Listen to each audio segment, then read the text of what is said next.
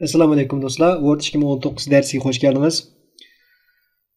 Birinchi darsimizda Wordni qanday qo'zg'atish va hujjatni qanday saqlash va uning ba'zi bir iqtidorlari bilan tanishib chiqamiz. Bundaq darsimizni boshlaylik.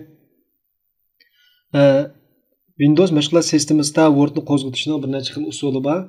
Bulardan birisi biz qachilgan kompyuterimiz qachilgan detallar orasidan Microsoft Wordning ikonini tepib, shu yerni qo'zg'atamiz. Masalan, qo'zg'aldi. Bu qo'zg'alish ko'rinma yuzi. Bular bo'lsa tayyor qiliblar. Biz bularni foydalanib o'zimizning ishini qulaylashtirsak bo'ladi. Men bir bo'sh bir hujjatni birini ochay. Word 2019 ningki ko'rinma yuzi mana shu shaklda. Bu birinchi xil Wordga kirish usulimiz. Ben bunu o'chirib. İkinci xil usul bo'lsa, ekranimizga bo'sh o'ringa mouse'ningki o'ng knopkasini besib, nevdan Microsoft Word dokumentdan birini qurish. Bu qurgandan keyin buni qo'sh cheksak, Microsoft Word ochiladi. Microsoft Word'ningki ko'rinma yuzi yuqorida o'tganimdek bu xil shaklda.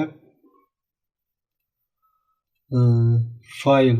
Bu qismdan biz hujjatlarimizni saqlash va PDF chiqarish yoki xat bosqiga buyruq berish qatorliq ishlarni qila olamiz. Fayldan. Home. Bu biz eng ko'p ishlatadigan ko'znaklarning biri. Bu ko'znakda xat nusxasini tanishlash, cho'ng kichikligini tanishlash va ba'zi bir alohidliklarni qilamiz. Insert.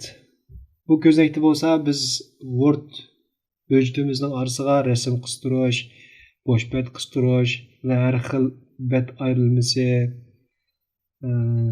masalan jadval qistirish, rasm qistirish qatorliq narsani qistirish ishlarini bu yerda qilamiz. Dizayn qismida bo'lsa har xil bizga tayyor bo'lgan bu yerda qalblar bor, uslublar. Buni qo'llanish orqali biz ishimizni texnik qulaylashtirib olamiz. Layout bo'lsa bu qismda masalan bu yerda tekstningki yo'linishi, ya'ni o'ngdan so'lg'imi, so'ldan o'ng'imi yoki yuqoridan tuvangimi degandek. Bu margin bo'lsa bizningki bu masalan bu Word hujjatni bir A4 qog'oz deb o'ylasak, buning ichidagi xat yoza oladigan qismimizni bekitadi. Mesela bu yerden qaraydigan bo'lsak, mesela yuqoridan 2 santi 54 2.54 santimetr. Aslında shundoq bo'sh yer bor demak. Bu yerga biz xat yoza olmaymiz. Bu soldan bu ham shundoq. Size deydi. Bu betning cho'ng kichikligi A4 mi yoki A3 mi yoki undan kichikmi, bizni xohlagancha bekita olamiz. Bular bo'lsa masalan reference. Bu yerdan bo'lsa biz kitob yozagan, kitob laylagan bo'lsak, buni masalan mundari chiqarish uchun bu yerdan foydalanamiz. Avtomatik mundari chiqarish uchun. Bundan boshqa footnote deydi. Bet asti tushuntirilishi. Bet asti qistirilmasi deydi. Undan boshqa bu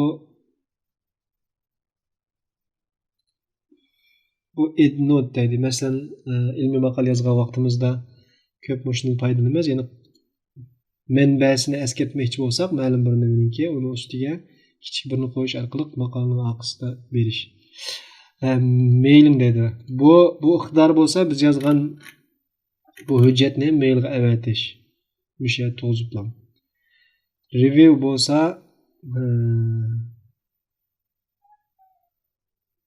view bo'lsa bu ko'rish shaklimiz. Masalan bu holatda masalan internet qanday ko'rindi masalan.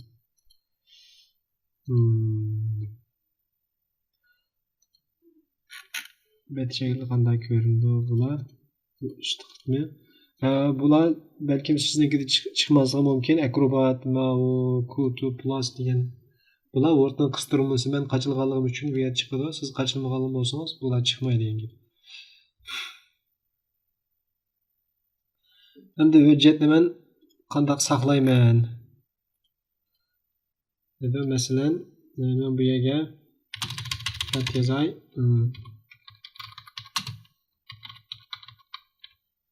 Assalomu alaykum deb yozdim. Buni xat nusxasini al-Katib Gazeta qildim. Cho'ng kichikni 20 qildim. O'ttirg'i to'g'riladim. Men bu hujjatni qanday saqlayman? Biz saqlash uchun fayl kirib save yoki boshqa yerga saqlamoqchi bo'lsak, save as qilsak bo'ldi. PDF qilmoqchi bo'lsak, bu yerdan saqlasak bo'ldi. Masalan, save qildim, saqlandi bu. Save as qilib, masalan, desktopni tanladim, ekran yuzini.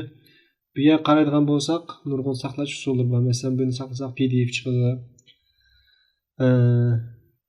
Word 97 dan 2003 bo'lgan shakli bo'lsa DOS. Hozir bo'lsa docx bu holat shakli saqlanadi yangi nusxalarda. Tekst saqlay olamiz va boshqa shakllarda saqlay olamiz masalan. Bu LibreOffice ning shakli ODT bu holatda saqlanib bo'ldi. Men ismini o'zgartirdim, hujjatniki.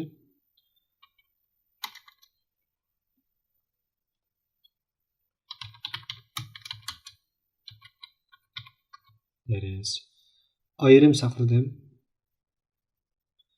O'chirdim, saqlaganim uchun mana bu yangi hujjat qurildi.